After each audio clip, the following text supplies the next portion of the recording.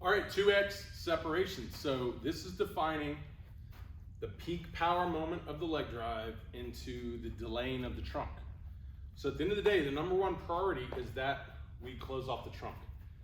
And once again, this is for optimal power through the kinetic chain. So if we're going for max velocity, the more we close the trunk off, the more energy we can translate or we transfer. More time we have to even peak energy to the ball. Once again, if I'm concerned about how much time I have to get it to where I'm going, I might sacrifice here. For example, catchers, if they're always battling time to release, because sometimes taking more time to throw harder doesn't always equate to quicker time to release. So a catcher will probably find themselves sacrificing some separation or closing off because they want to get better or more time to release, so they're willing to cut off some velo to get a quicker time to release.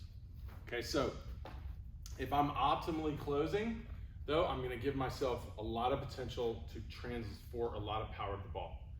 So we're coming out of the load position. As we were counter rotating the hips, sitting into the glutes, we should be counter rotating the trunk even farther. So if you look at before your leg drives, the hip orientation, it's always more open, meaning it's more around, even though it's still closed, but it's always more open than the trunk. The trunk is more even closed than that at an optimal throw or optimal velocity. So if you're sitting in your load, counter rotating your hip, you have to be separating your hands and counter rotating your trunk even farther for that optimal velocity. Because at the end of the day, where's the power coming from? The ground through the legs. So the more I get my trunk back to give it more time to release, the more time I have to drive the forces from the ground up before it goes to the arm. So counter rotating the trunk past the hip will allow that time. Okay, so on the hands, this helps a lot. On the hands, as we foot plant and we go to quickly leading the hips, we have to break our hands. So pretty much once you get the ball and you get your foot down, you're pretty much breaking your hands. You want to stay in flexion. It's going to create quicker movements, better rotational torque movements, because the shoulders work really well. They stabilize in rotation. So we want to be in flexion. So when I break my hands, I want to stay 90-90, right? This elbow will come up, act as like a guide of where we're going. I like to keep it down or instantly rotated, so I don't want to open early. This will help fight to keep me closed. Also too, I'm gonna stay in flexion here with a neutral wrist. Ideally, this is something I'm not gonna really cover much here, but I want a good forcing grip for good spin, but I'm staying in flexion, and this elbow is going up to help load the scap to pull it away from the back shoulder, which is pulling away from the back hip. So we want the sequence to go, as it comes forward, we want it to go hip, trunk, elbow. So we want to load it back that same way. We want to load back hip, then more trunk, and then more elbow. So I have to bring the elbow up, and I have to load that scap in flexion.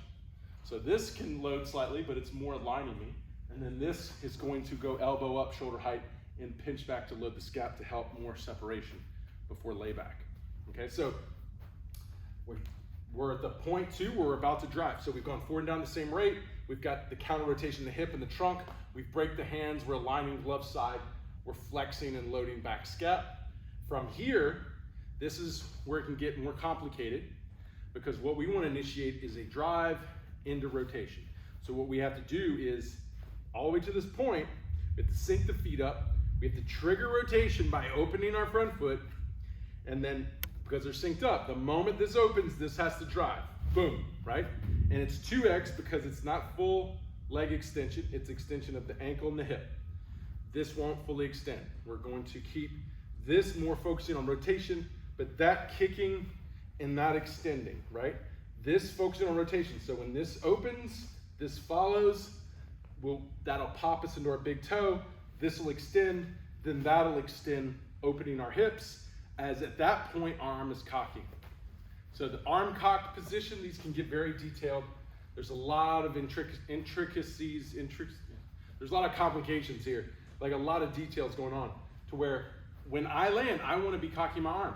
If I'm trying to make a harder throw, I want to be landing and late to cock. If I'm trying to make a quick throw, I want to be more than likely cocked as I land, okay? Because the arm is timing with the trunk. The trunk is staying really close, it can be late. If the trunk needs to go early, the arm needs to be early, okay? Because we don't want the trunk early, arm late, now we're dragging our arm. So if you're dragging your arm, your trunk is going early, and your arm is having a hard time cocking and getting up with it. Okay, so remember this: load, trigger rotation, power rotation, ankle, hip extension, and then arm cocking. So you just basically go from a flex position, from internally rotated to externally rotated, okay? So all the way to 90 external rotation, okay? So the hips should be open at that point, the arms should be fully cocked. All right, so that's 2x separation. The more we can separate that, the better. The better for velocity.